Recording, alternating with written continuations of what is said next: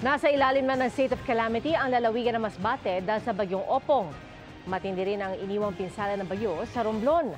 Ayon sa NDRRMC, umabot na sa 19 ang naitalang nasawi dahil sa mga bagyong Opong, Nando at Mirasol at sa ulang dala ng habagat. Nakatutok si JP Soriano. Halos wala nang makita sa kalsadang ito sa Romblon kahapon habang humahagupit ang bagyong Opong. 2 beses naglandfall ang bagyo sa Romblon. Ramdam ang bagsik ng hangin at ulan.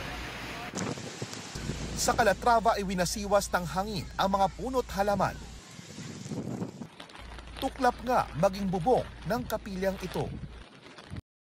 Kita rin ang bagsik ng bagyo sa paligid ng Kapitolyo. Ang mga tauhan ng Coast Guard Substation San Agustin, hindi alintana ang lakas ng ulan at mga alon habang inililikas ang mga taga San Agustin. Sinagip din ng PCG ang isang senior citizen na natrap sa kanyang bahay sa gitna ng baha sa Odyongan.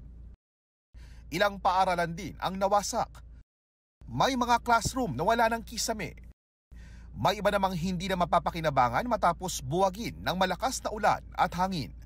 Patuloy na inaalam ng DepEd Romblon ang lawak ng pinsala sa mga paaralan sa lalawigan. Ang Romblon Provincial Police Office sinimulan na ang clearing operation sa ilang barangay.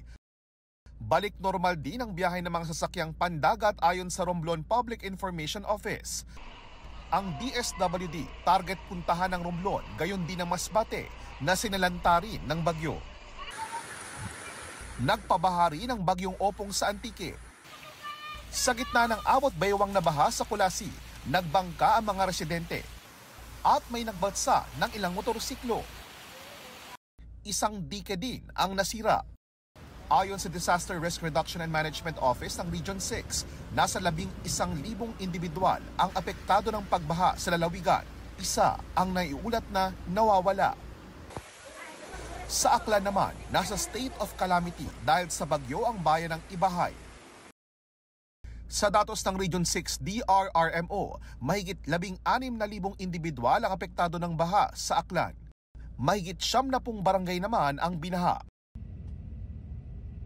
Hagip din ang bagsik ng bagyo kahit ang mga lugar sa Luzon na hindi direktang tinamaan, tulad ng Macabebe, Pampanga, na ang mga kalsada binura ng baha.